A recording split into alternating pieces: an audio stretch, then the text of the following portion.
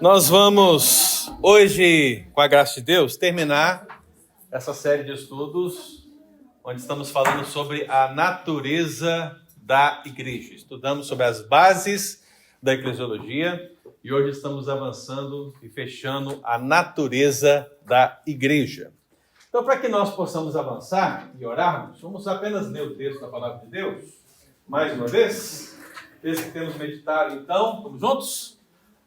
Paulo, chamado pela vontade de Deus para ser apóstolo de Jesus Cristo, e o irmão Sóstenes, a igreja de Deus que está em Corinto, aos santificados em Cristo Jesus, chamados para ser santos, com todos os que em todo lugar invocam o nome de nosso Senhor Jesus Cristo, Senhor deles e nosso. Amém. Vamos orar. Eu vou convidar a nossa irmã Célia.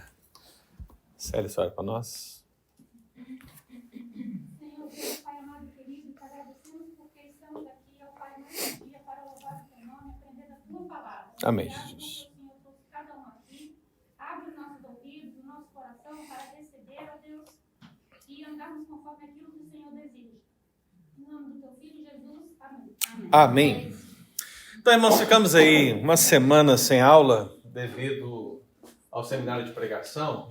Então, uma recapitulação breve para que nós não esqueçamos a ideia central desse texto. Lembre-se sempre, o que temos aprendido aqui está fundamentado nesse texto, 1 Coríntios 1 a 2, e é claro em outros textos da Escritura, mas eu escolhi esse texto porque ele coloca as 4 bases que temos falado acerca da natureza, e você sempre pode recorrer a esse texto para provar tal assunto. Então, o que nós temos falado? Estamos falando que ao longo da história da igreja, credos e confissões foram utilizados para sintetizar a fé cristã. Ok? Então, você tem diversos credos. Você vai achar na história diversos credos e você vai achar diversas confissões. Por que credo? Porque credo é uma palavra que designa aquilo que eu creio. Então, você está sintetizando uma parte da sua fé. Eu creio. Portanto, credo é dizer, eu creio. Eu creio em quê? Aí você crê em Deus Pai Todo-Poderoso, Criador do céu e a terra. Só que os credos são pequenas declarações. As confissões de fé, elas são documentos mais amplos. Elas têm capítulos, né? Elas têm parágrafos, elas são mais amplas. Mas, igualmente, em relação aos credos, elas também fazem esse papel de sintetizar a fé. Por isso que, se você quiser definir o que a igreja presbiteriana acredita, você não vai perguntar necessariamente ao pastor, ainda que o pastor possa dizer acertadamente o que a igreja presbiteriana diz. Mas vamos imaginar que um pastor esteja na televisão, pastor presbiteriano, e ele fala que Maria ascendeu ao céu. Aí alguém vai dizer, mas a igreja presbiteriana então acredita que Maria ascendeu ao céu? Só porque um pastor falou? Isso procede? Não. Então, se um jornalista, por exemplo, quiser averiguar isso, para onde ele tem que recorrer? Não. O credo. Em termos de igreja presbiteriana. A confissão. A confissão de fé da igreja. Gente, isso é muito comum. Até nas empresas tem isso. Não como confissão de fé, mas vai estar escrito lá como assim, nos sites sobre nós. Em que cremos, quais nossos valores, quais nossos princípios. Aquilo que a igreja defende está lá, registrado. Então a igreja é assim também. Se você acessar um site, vai estar lá, site de igreja, em que cremos. E aí lá vai estar uma declaração de fé. Isso vai ser na Assembleia de Deus, isso vai ser na presbiteriana, qualquer igreja vai fazer isso. É um princípio básico. Então, no nosso caso, a igreja presbiteriana, se um pastor falou isso, se o jornalista quiser saber se a igreja presbiteriana defende isso mesmo, para onde ele tem que recorrer? Para aquele documento que sintetiza a fé da igreja presbiteriana. Qual é? A confissão de fé de Westminster. Se lá estiver dito isso, nós cremos. Por quê? Porque todos nós que aqui estamos, quando fomos recebidos na igreja, a pergunta que o pastor fez lá na frente é: vocês aceitam a confissão de fé e o catecismo maior e breve de Westminster como uma fiel exposição das Escrituras? E vocês disseram, sim. Por isso que é um padrão, né? Todos nós estamos debaixo de uma mesma ideia de fé. Ainda que nós possamos ter diferença em um ou outro aspecto. Mas a essência, a coluna é o quê? A mesma. Então Maria não ascendeu aos céus. Ok? Isso não está lá. Então, nós temos abordado esse assunto a partir de um credo niceno-constantinopolitano, lá de 381. Porque ele definiu algo que ao longo da história da igreja é falado até hoje, é mencionado até hoje, para falar acerca da natureza. Porque lá no credo se diz: eu creio, ou nós cremos na igreja una, santa, católica e apostólica. E o que eu estou passando para vocês aqui ao longo desses estudos é que nós somos uma igreja una, somos uma igreja santa, somos uma igreja católica e somos uma igreja apostólica. E o que nós temos visto? Que se a igreja é a comunhão dos santos, e considerando esse texto de 1 Coríntios 1, essa unidade, ou seja, queremos na igreja una, ou unan, unidade, ela está registrada em 1 Coríntios 1:2, quando diz: a igreja de Deus que está em Corinto. A igreja de Deus é uma só. Você entende por que Israel não pode ser um povo separado? Porque a igreja é uma só. Se o apóstolo Paulo dissesse assim: a outra igreja de Deus que está em Corinto, aí ia ser um prato cheio para a gente dizer: tem outra. E qual seria a outra? Olha, pela interpretação da Escritura, só pode ser Israel. Mas não. Ele disse: a igreja de Deus, né, que está em Corinto. A igreja é uma só. 2. O aspecto da catolicidade. Nós, presbiterianos reformados, somos uma igreja católica. Né? Disse o Atos. Atos disse: Ave Maria. Que bagunça. Que bagunça. Mas em que sentido que nós somos católicos, pastor? No sentido de que a palavra católico significa estar em todo lugar, o que abrange o todo, porque a igreja de Deus, ela está onde está o crente, onde está aquele lavado e remido pelo sangue do Cordeiro, ali a igreja do Senhor está. Então ela está em todo lugar. Então o texto diz: com todos os que em todo lugar invocam o nome do Senhor. Tanto no aspecto geográfico, como no aspecto temporal também. Porque estamos nos anos 2000 e a igreja está aqui. Mas 2000 anos atrás, na sua época, Atos, né, a igreja também estava lá. Né? E antes disso, ela também estava lá, na promessa de Deus a Eva. Então a igreja sempre esteve lá, em todo lugar. Catolicidade. Terceiro, a santidade. A igreja é santa. E aí foi a Dulce, eu lembro que a Dulce falou assim: mas nós somos terríveis, pastor, somos pecadores. Eu não disse isso, Dulce? Então, a santidade está no prisma de Deus, no momento que ele separa a igreja do mundo. Ele escolhe um grupo para si, e esse povo que ele escolheu, ele é santo? Não. Ele é pecador, terrível, miserável, sem vergonha. Mas Deus transforma, dá um novo coração, dá uma nova mente. E nesse sentido de separação, essa igreja é santa. Ela é separada. Por isso que o apóstolo Paulo disse para a igreja de Corinto: aos santificados em Cristo Jesus. Veja que eles são santificados porque foram separados, e eles foram separados para quê? Para ser santos. Ou seja, eles são separados e agora devem santificar a sua vida. E é claro, é uma palavra para a igreja de Corinto que nós sabemos muito bem que era uma igreja sem problema. Aquela igreja ali, ó, é um exemplo para todos nós de santidade, né? É uma igreja assim que... É assim? Acho que não. Divisões, incesto, né? O povo não tomava a ceia da maneira correta, complicadíssimo. Mas veja que o apóstolo Paulo dirige essa igreja dizendo que eles são o quê? Santificados. E que eles são chamados para quê? Para ser santos. Então, a missão, o chamado de Deus para sermos santos, não significa que nós não somos pecadores, irmãos. Pelo contrário, só somos chamados para ser santos justamente porque não somos santos. É justamente. Então, há uma obra que Deus vai fazer na sua vida, no meio da igreja. Amém? E hoje, para fechar, nós vamos falar da apostolicidade da igreja. Por quê? Tudo começa com Paulo, né? Paulo, chamado pela vontade de Deus para ser o quê? Apóstolo. Então veja que toda a fundamentação da carta, toda a autoridade da carta está no seu autor primeiro. Quem é seu autor primeiro? Deus. E aquele que Deus usou para transmitir sua palavra. Quem? O apóstolo Paulo. Toda a autoridade está na apostolicidade. E é o que vamos ver hoje. Então, só para relembrarmos aqui, irmãos, a unidade da igreja não significa algo qualitativo, quantitativo, mas o quê? Qualitativo. A igreja é só uma igreja. Por isso que você não está vendo aqui uma bandeira de Israel aqui, ó. Entendeu? A igreja é só uma. Segundo, a santidade da igreja. Já falamos. Repita comigo, já te ensinei aqui na aula retrasada, né? Diga assim, simul, justus, et peccator. Então, simul justus et peccator.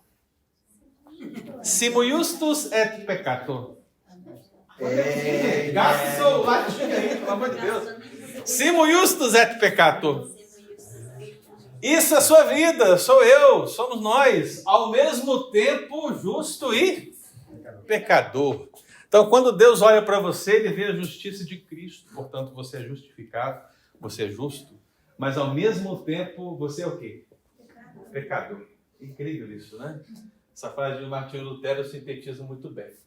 E o aspecto da catolicidade, lembre-se, a Igreja Católica se apropriou desse termo, por isso que ela é chamada Igreja Católica, mesmo que ela apropria-se do termo a partir de Constantino, mas o credo, ele foi escrito quando? 381. Então a igreja era católica antes da Igreja Católica. Ok? E aí, Então pastor, tenha sabedoria. A Igreja Católica colocou o nome de católica propositalmente? Considerando o credo, em primeiro lugar, e segundo, porque ela está em todo lugar. Então foi. É. Então veja assim, coloque-se no contexto de Roma. Qual é a igreja que estava em todos os lugares? A igreja romana. Não, Não, mano. Tinha igreja protestante? Não. Tinha quadrangular? Tinha assembleia? Estamos em todo lugar. Quem somos? Somos católicos.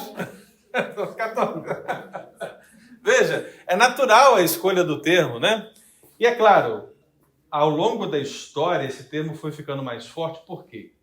Foram surgindo as seitas, os movimentos para-eclesiásticos, e todos pereciam, né? A Igreja Católica sempre deu um basta. E ela sempre se manteve o quê? Firme. Porque ela é a igreja de Deus, entendeu?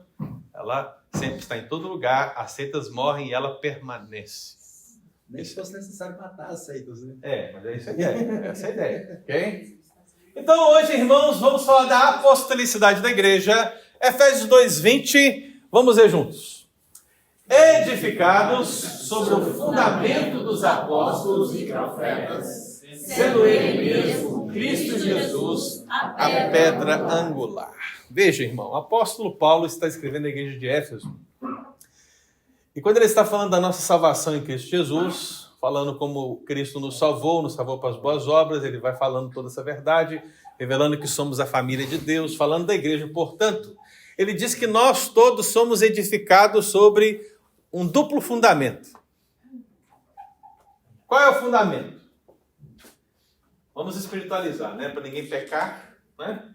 O fundamento principal quem é? Cristo. Jesus, né?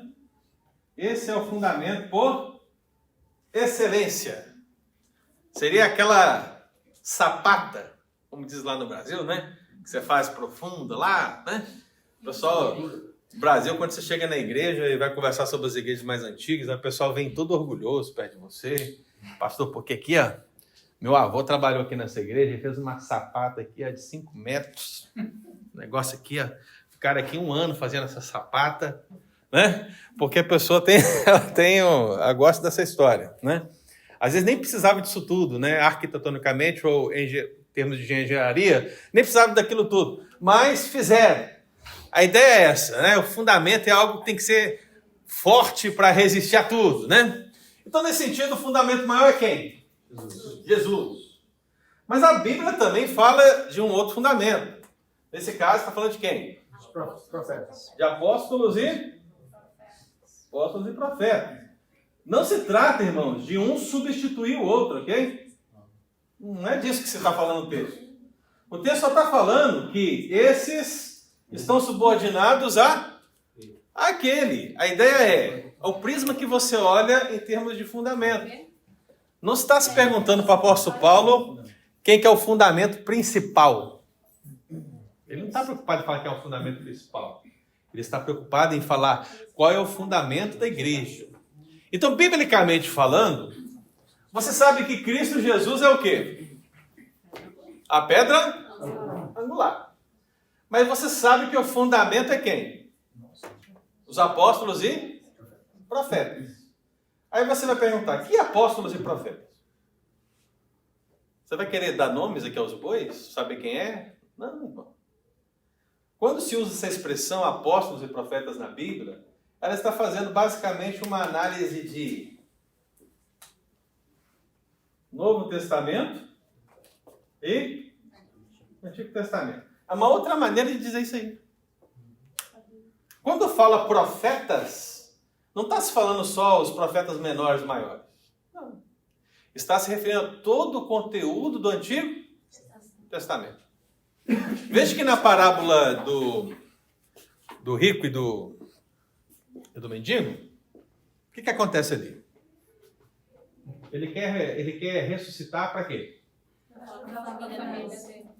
Eu realmente acho que muitas pessoas seriam impactadas se alguém ressuscitasse dos mortos e falasse, eu estive no inferno. É terrível. O primeiro profeta nasceu do inferno. Foi terrível. Mas o que Deus fala? Não. Eles têm Moisés e os profetas. Mas como assim eles têm Moisés e os profetas? Moisés já não estava morto? O que significa o texto então, irmão? Que eles têm o Antigo... Eles têm o quê? A Bíblia, eles têm a palavra. Porque nessa época, na época de Jesus, qual era a Bíblia? O Antigo Testamento. Eles têm tudo que eles precisam, portanto. Então, se eles não crerem nisso, na palavra, não crerão em alguém que ressuscita dentre os mortos. Só que, com o avanço do Novo Testamento, nós temos a outra parte desse fundamento, né? Quem são? Os apóstolos. Veja que Cristo escolhe os apóstolos, comissiona os apóstolos e dá autoridade aos apóstolos. Tudo aquilo que ele tinha, ele deu aos apóstolos como autoridade. E os apóstolos, por sua vez, dão essa autoridade para quem? Para quem, gente? Para os presbíteros e para os diáconos. Por que se é imposto a mão na cabeça de um presbítero e de um diácono? Porque é bonito? Porque presbíteros e diáconos têm aquilo que nós chamamos de munus apostólico.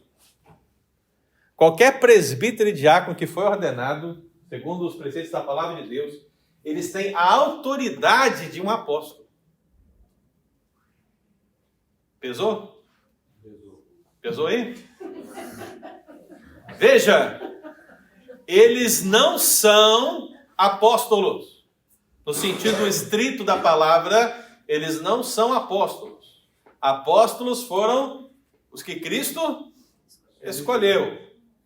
Mas os apóstolos, quando eles começaram a plantar as igrejas, eles começaram a ordenar outros para o seu lugar. E qual o nome que deu para eles? Presbíteros. Você veja que João e Pedro, que são dois o quê? Apóstolos. Quando eles vão escrever as suas cartas, eles se chamam de presbíteros. Não há dúvidas para nós que eles são apóstolos. Mas veja que quando eles escrevem para a igreja, eles se colocam na autoridade de presbíteros. Por quê? A igreja precisa entender que os seus presbíteros possuem a autoridade dos apóstolos. É por isso que o conselho da igreja, ele liga e desliga no céu, vamos dizer assim, né? Quando ele cuida da disciplina da igreja. É por isso que ele ministra a ceia do Senhor. É por isso que é ele que determina as questões de fé e interpretação da palavra de Deus, problemas teológicos. Por quê? Porque é isso que os apóstolos faziam. Só ler o livro de Atos dos Apóstolos. Já leu, né? Já leu, né, Atos? Atos, já leu Atos? E os diáconos? Os diáconos também têm autoridade apostólica sobre eles, nesse sentido, porque houve a imposição de mãos sobre eles. Eles têm a mesma autoridade do que os presbíteros, mas o seu papel é diferente. Então, os diáconos têm que ser tratados da mesma perspectiva que os presbíteros. Mas, conforme os próprios apóstolos disseram, se eles vão se dedicar à palavra e à oração, e claro que não é só isso, mas tudo aquilo que a Bíblia diz acerca de um presbítero, os diáconos vão se cuidar daquilo que os presbíteros não vão cuidar. Portanto, um papel diferente. Mas quem é que tem mais força aqui, gente? Quem é que tem mais força? A pergunta é, se você quer saber quem pode mais, é só perguntar assim, sobre quem que foi imposto a mão? Os dois. Então, qual é a solução? Inclusive, o primeiro marco foi o diácono, né? Justamente, bem lembrado, né? Estevão, homem cheio do Espírito Santo de Deus. Deu para entender isso, irmão? Então, por que eu estou falando sobre isso? A ideia de fundamento dos apóstolos e profetas, ela precisa ser entendida para nós como Antigo e Novo Testamento. A apostolicidade da igreja é uma outra maneira de dizer que a igreja ela está fundamentada nas Escrituras. Só isso. Então veja, a apostolicidade da igreja é um fundamento doutrinário. Nós estamos falando daquela que é a base doutrinária da igreja. Então, se fosse pastor Pedro, então nós seríamos uma igreja petrina. Ok? Pedriteriana. Petrina. Se fosse pastor Ângelo, angeliana. Angeliana, angelical, eu acho que angeliana já dá possível. Mas veja, não. Ela é apostólica porque ela está fundamentada na doutrina dos apóstolos. Claro, irmão. Não somente dos apóstolos, mas quando falamos dos apóstolos, estamos falando do fundamento o quê? Do Novo Testamento. Quando falamos dos profetas, estamos falando de quê? Do fundamento do Antigo. A Bíblia vai falar de um e do outro. Você tem que estudar a Bíblia inteira. Se estudou a Bíblia inteira, você vai perceber que o fundamento da igreja é um e o outro. Então, portanto, toda a Escritura. Então, o que diz? Vamos ver. O que é apostólica, então, pastor? Quando falamos que a igreja é apostólica, portanto, cremos numa igreja apostólica, é uma expressão que remete aos apóstolos de Jesus. Não esses que estão aí hoje, ok? Ignora esse povo aí. Porque são chamados de apóstolos porque querem se sentir mais importantes. Não tem outra explicação. Ele vai falar, porque eu sou enviado. Não. Você quer se achar mais importante no final das contas. Afinal, uma coisa é ser chamado de pastor, outra coisa é ser chamado de reverendo. Um batista vai concordar comigo. Okay?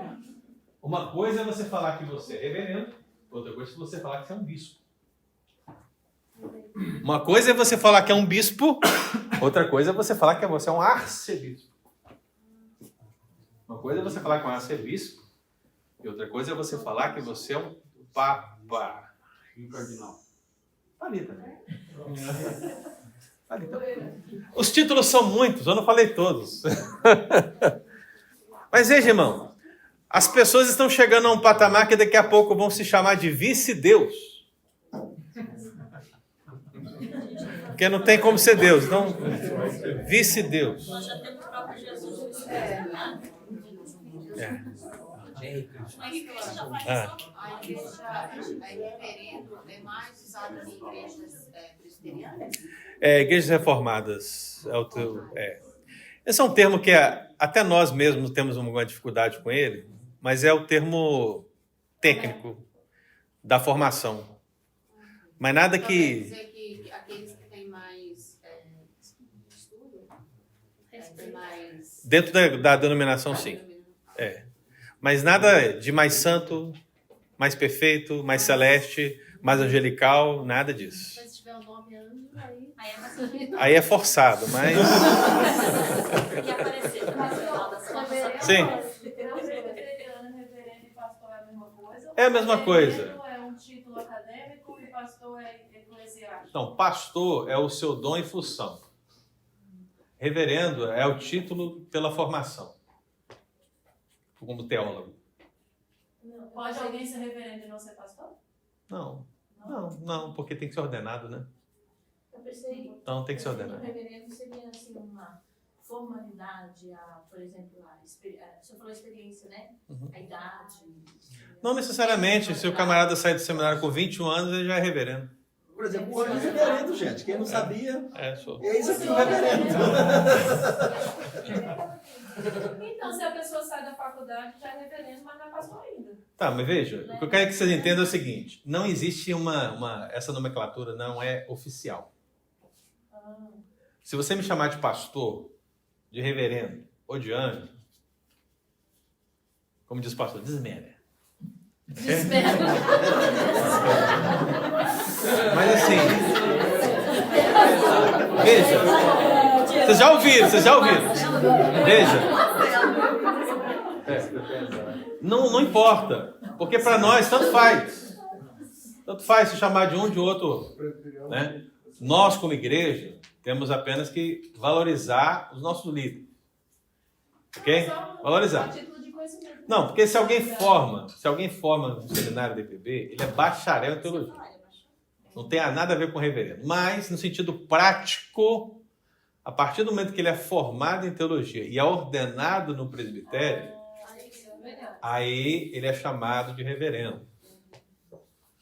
Então, nós nos tratamos como reverendo, mas nos tratamos como pastores, nos tratamos pelos nomes, né? Agora, se você um dia encontrar alguém que você fala assim, vamos imaginar que o Daniel é pastor, porque hoje ele está de sapato, né? Então assim, Daniel, pastor Daniel, e ele vira para você, pastor não, reverendo.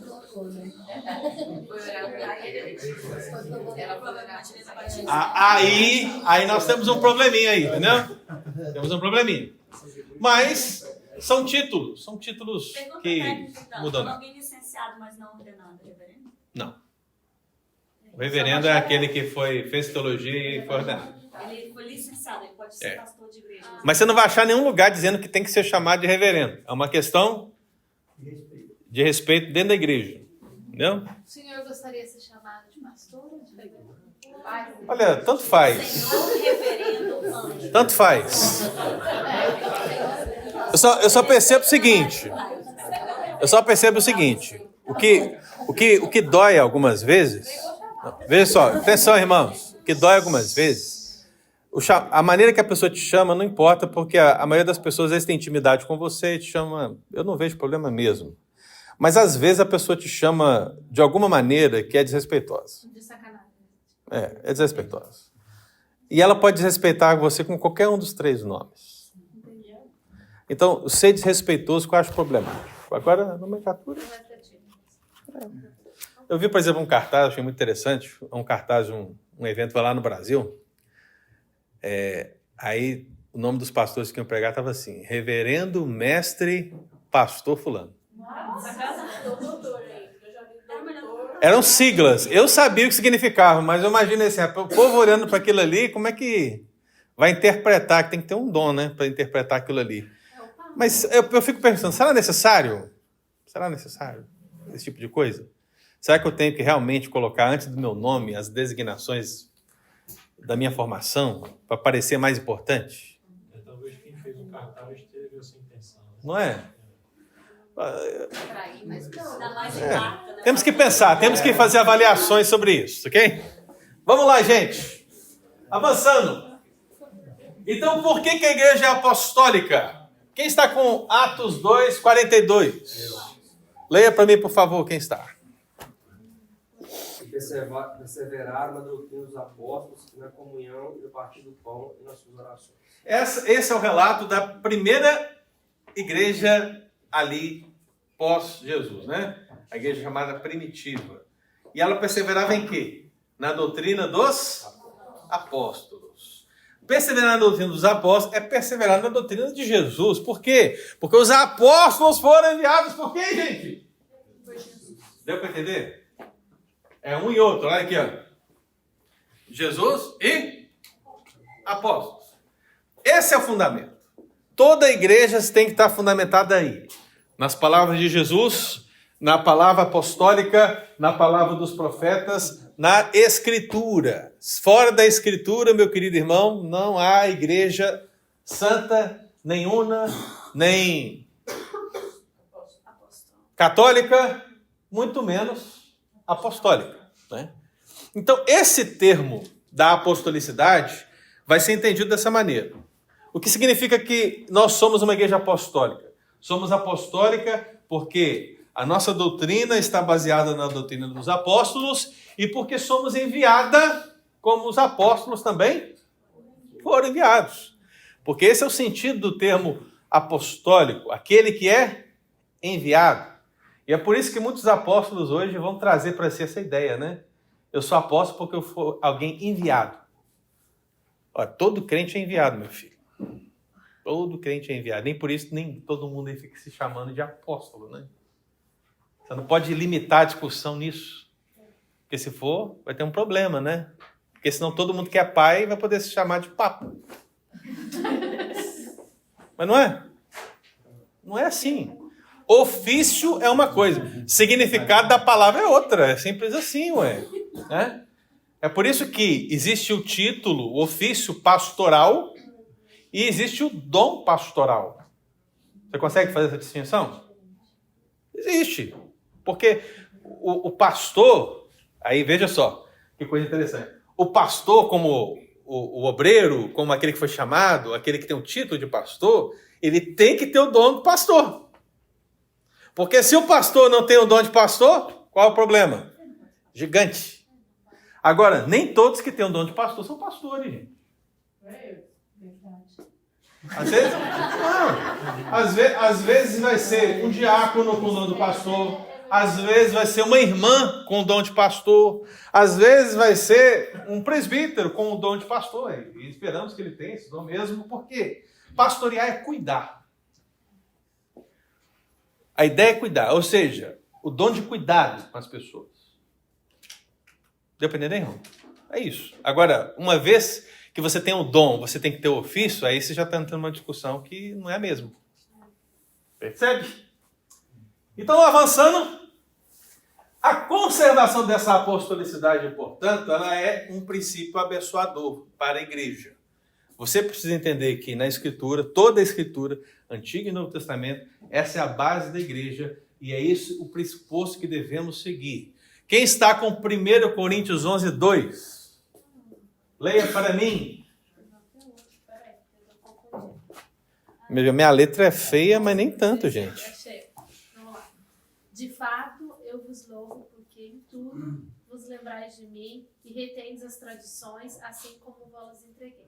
Então veja, o apóstolo Paulo está dizendo na igreja de Corinto que a igreja de Corinto ela está recebendo as tradições assim como ele entregou. Aí você percebe, que tradição? Que mulher não pode usar calça? Será que é isso? É porque o texto é do véu, né? Então eu estou fazendo uma adaptação.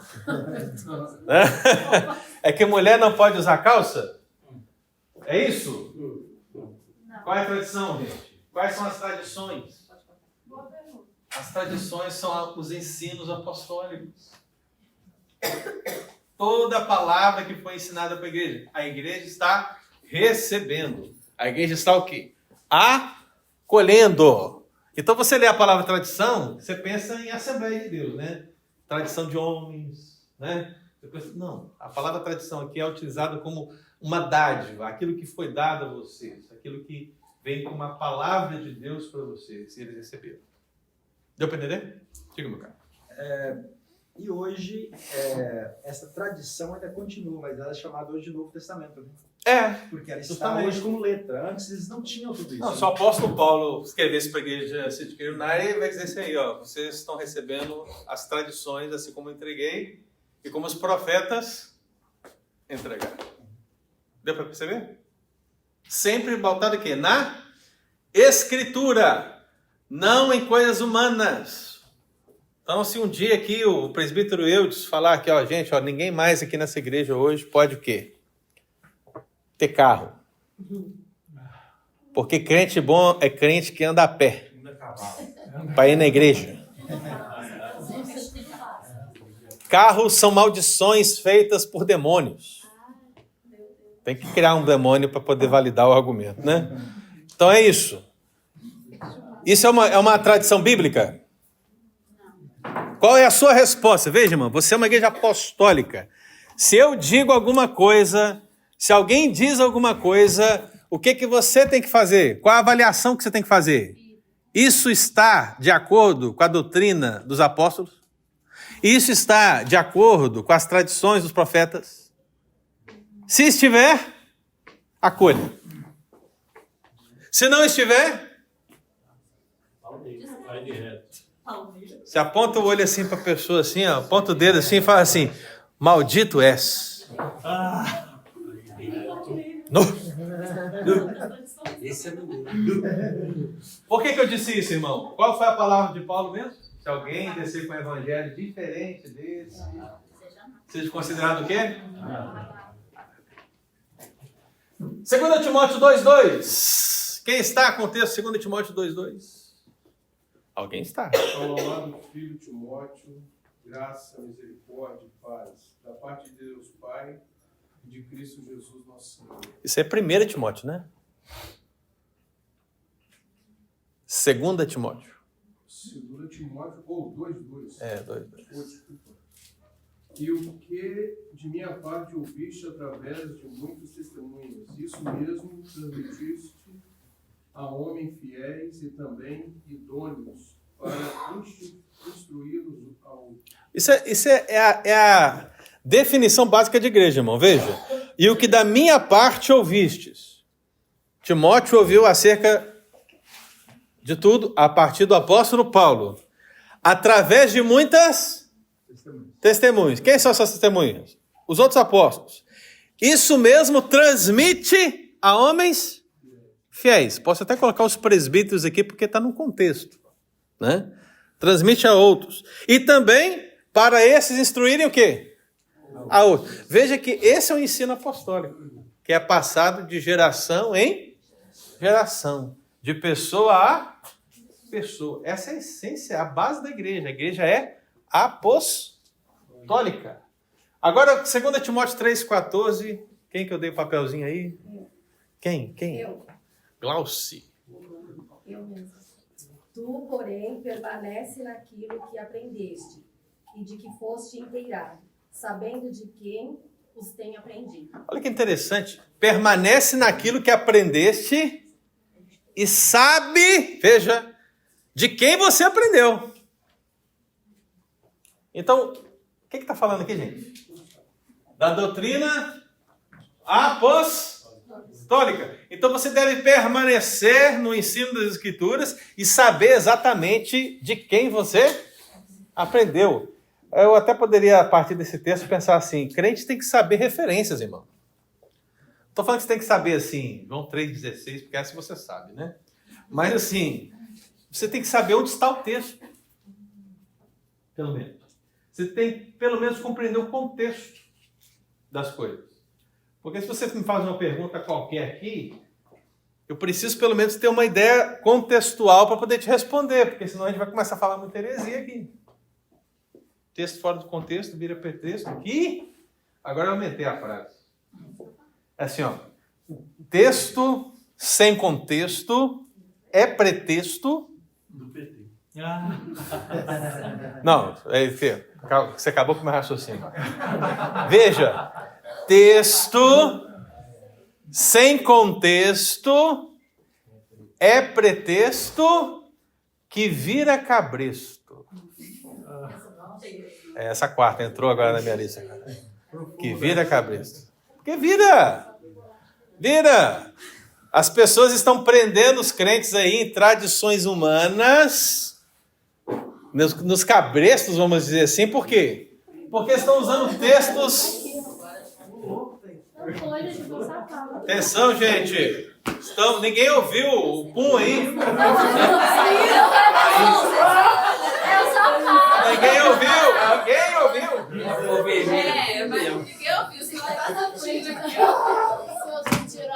Gente, eu vou dizer um negócio pra você, ó. Vamos respeitar. Atenção, vamos respeitar. Porque depois que a gente atinge 30 anos...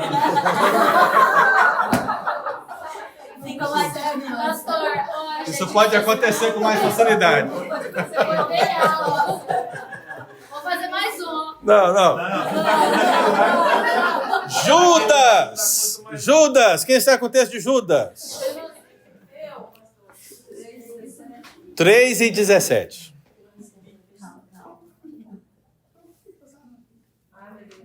Belinha marcou aqui pra mim, eu não tô sabendo achar. Calma aí.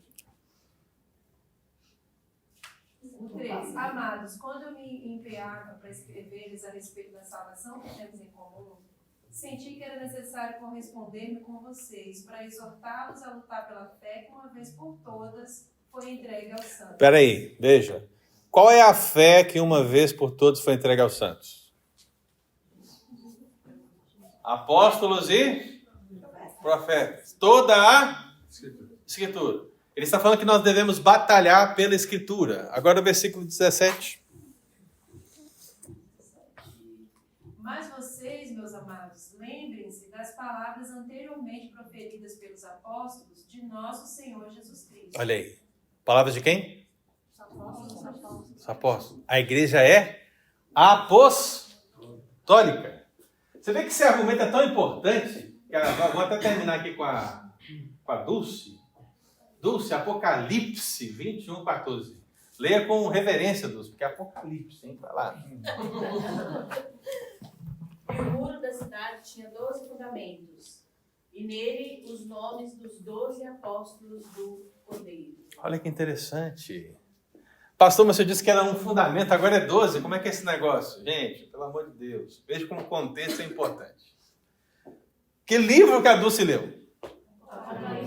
Apocalipse, ou seja, já não é um texto narrativo, é um texto profético de visões, e aí está falando da Nova Jerusalém. Veja, é uma cidade que desce do céu, e aí essa cidade tem 12 fundamentos. Está se dizendo que essa cidade, essa Nova Jerusalém, você já sabe quem é, eu também sei, mas quem é? Eu tenho que perguntar. A igreja. É a igreja. A igreja está fundamentada em quê? Em 12 fundamentos. Que são quem? Os 12 apóstolos. Qual é a ideia, portanto? Que essa igreja ela está fundamentada em quê? Na Escritura. Na Escritura. Porque esses apóstolos não podem sustentar ninguém não, gente. Eles são pecadores? Sim. Quem que é a pedra angular mesmo? Jesus. É Jesus.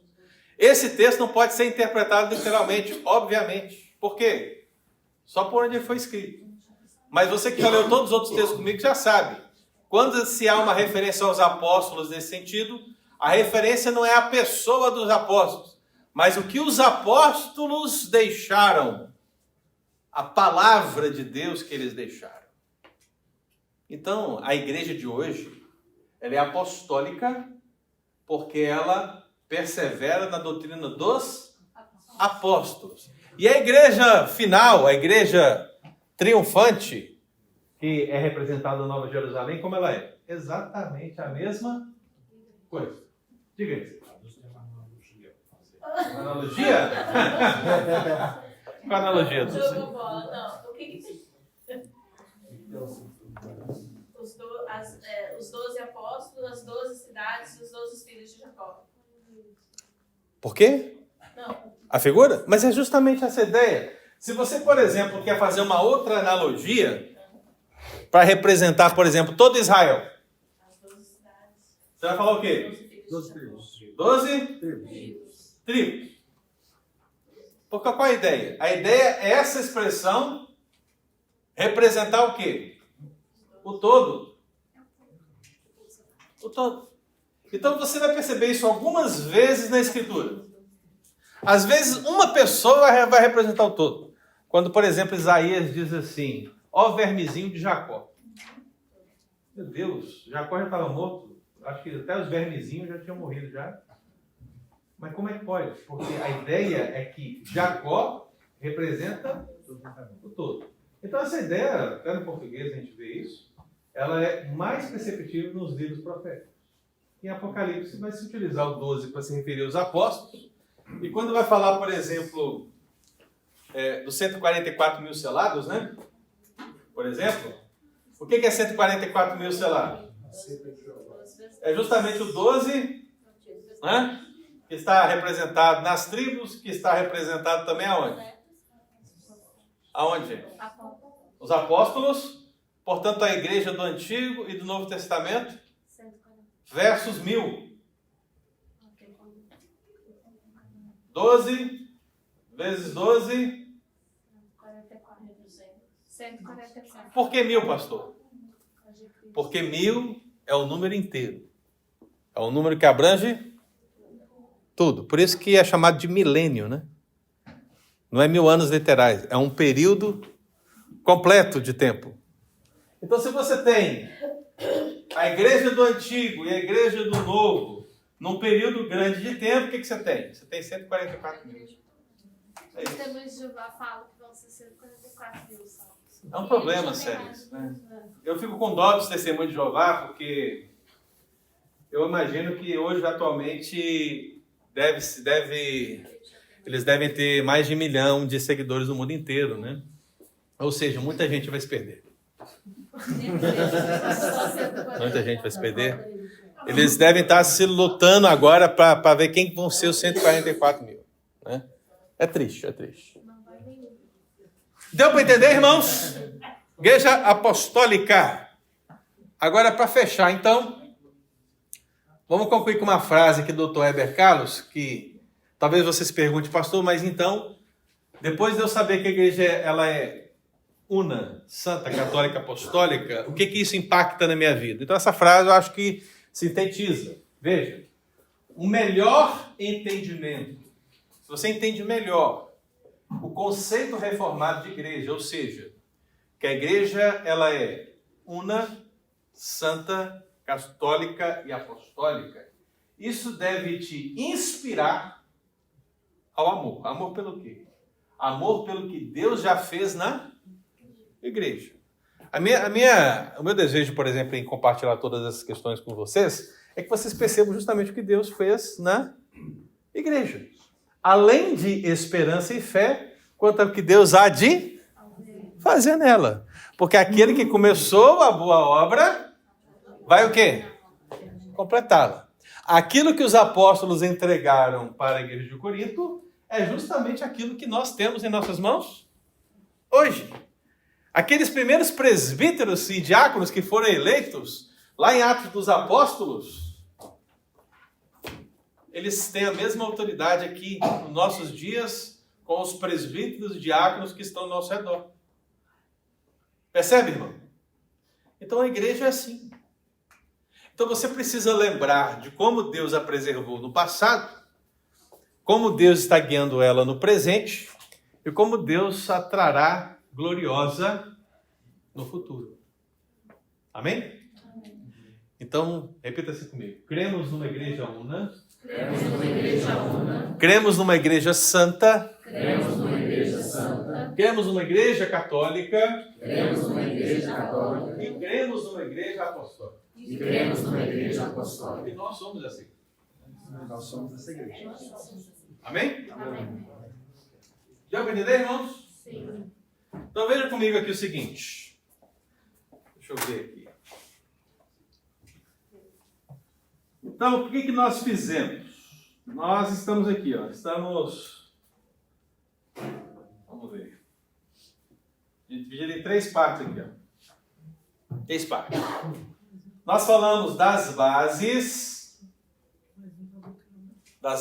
da eclesiologia, nossas primeiras aulas, e agora falamos da natureza da igreja. O próximo estudo nosso será sobre as marcas. Acompanhou aqui comigo? Acompanhou, irmão? Veja. Quando eu coloquei as bases da eclesiologia, eu tratei de diversas formas, mas a minha já a palavra? Objetivo? Não, Objetivo, pedagogia. a minha Meta. O meu foco foi a partir da Escritura. Ok? Isso. Ponto de partida, né? Foi a Escritura. Claro que tudo é tudo Escritura, viu, irmão? Mas eu dediquei mais tempo para falar das bases a partir de quê? Da Escritura. Aqui na natureza da igreja, nós nos destacamos basicamente em questões históricas, mas basicamente o contexto dos pais da igreja. Estamos falando dos primeiros séculos da era cristã, algo que decorreu por muito tempo, até a Reforma Protestante. Então essa ideia da igreja una, santa, católica, apostólica, ela foi basicamente mais defendida e alcançou mais preeminência do período dos pais da igreja até a Reforma Protestante. Claro que depois também, mas estamos falando de uma força maior. E agora, no próximo estudo, nós vamos falar das marcas da verdadeira Igreja de Jesus. Algo que foi trabalhado, claro, a partir da Escritura, que pode ser encontrado na história da igreja, mas que, no sentido como foco, está mais no contexto da Reforma Protestante. E por que no contexto da Reforma Protestante? Porque foi nesse momento onde se havia só uma igreja católica, né? Uma denominação. Já tinha acontecido a Inquisição. Lembra da Inquisição? O que aconteceu com a Inquisição? Perseguição, né? Perseguição às pessoas por causa da fé. Então, quando o movimento de reforma surge, ele surge e ele tem a necessidade de mostrar a diferença da igreja dominante, que é a igreja católica. Então, ele passa a definir quais são as marcas de uma verdadeira igreja. Marcas que não estão presentes na igreja católica, obviamente, mas que devem estar presentes em qualquer igreja que seja fiel à palavra de Deus. Então, nós vamos ver essas marcas a partir do próximo domingo. Amém? E aí, para isso, eu vou mandar o texto para vocês amanhã. Leiam o texto, se preparem e vamos todos juntos continuar crescendo na eclesiologia bíblica. Diga. É bom lembrar o grupo que você posta lá as aulas, né? É bom a gente ouvir novamente. Sim. É importante, né, irmão? Porque assim, dá um trabalhinho, né? Eu mando no e-mail, você tem acesso pelo e-mail das aulas, material. O Church Center eu coloco lá. Se você me seguir lá no YouTube também, você tem lá diretamente. Você pode ver as aulas e ouvi-las. Quando você estiver trabalhando, bota ali um fonezinho e vai ouvindo e rindo com as bobeiras que o pessoal fala por aí. Tá bom? Amém, irmãos? Deus abençoe, muito obrigado.